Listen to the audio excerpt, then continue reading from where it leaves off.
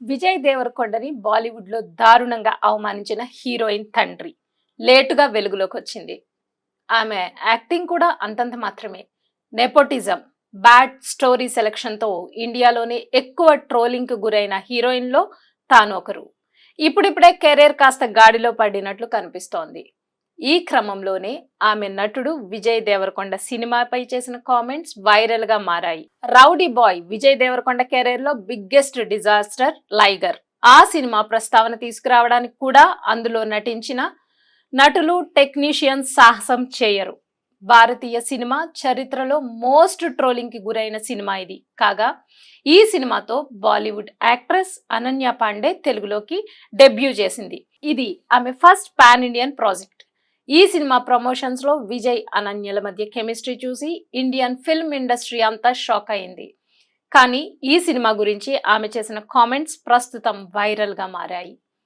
ఇంతకు ఏం జరిగిందంటే, అనన్య పాండే నెపో బేబీ అని ఇండస్ట్రీలోకి రాగానే చాలా విమర్శలకు ఎదుర్కొంది. కెరీర్ ఆరంభంలో ఆమె స్టోరీ సెలక్షన్ బెడిసి కొట్టడంతో సినీ అభిమానులు రెచ్చిపోయి మరీ ట్రోలింగ్ చేశారు. ఇదంతా ఒక ఎత్తు అయితే, లైగర్ మరో ఎత్తు. భారీ అంచనాల మధ్య పూరి జగన్నాథ్ తెరకెక్కించిన ఈ సినిమాకు కరణ్ జోహర్, చార్మి నిర్మాతలుగా వ్యవహరించారు. హాలీవుడ్ తో మైక్ టైసన్ నటించాడు. కానీ కథ, కథనం, నటన అన్నీ తేలిపోయాయి. దీంతో సినిమా అట్టర్ ఫ్లాప్ గా నిలిచింది. తాజాగా అనన్య పాండే తండ్రి బాలీవుడ్ నటుడు చంకీ పాండే ఓ ఇంటర్వ్యూలో మాట్లాడుతూ, అనన్యకు ఈ సినిమా ఆఫర్ వచ్చినప్పుడు అసౌకర్యంగా ఫీల్ అయింది. ఆ పాత్రకు తాను సెట్ కానని, చిన్న పిల్లలా కనిపిస్తానని భావించింది. కన్ఫ్యూజన్ లో ఉండిపోయింది. నా దగ్గరకు వచ్చి, పాప ఈ పాత్ర చేయడానికి నేను చాలా చిన్నదాన్ని అని అంది. కానీ ఈ సినిమా చేయమని నేను చెప్పాను. ఇది పెద్ద కమర్షియల్ సినిమా అని, సక్సెస్ అయితే మంచి పేరొస్తుందని ఒప్పించాను అని అన్నారు.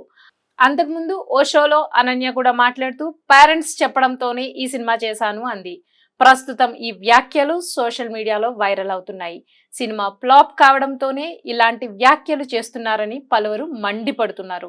హిట్ అయి ఉంటే వేరేలా చెప్పుకునేవారని అభిప్రాయాల్ని వ్యక్తపరుస్తున్నారు. కాగా అనన్య పాండే ఈ ఏడాది నెట్ఫ్లిక్స్ లో కంట్రోల్ అనే అద్భుతమైన సినిమాతో ముందుకొచ్చింది.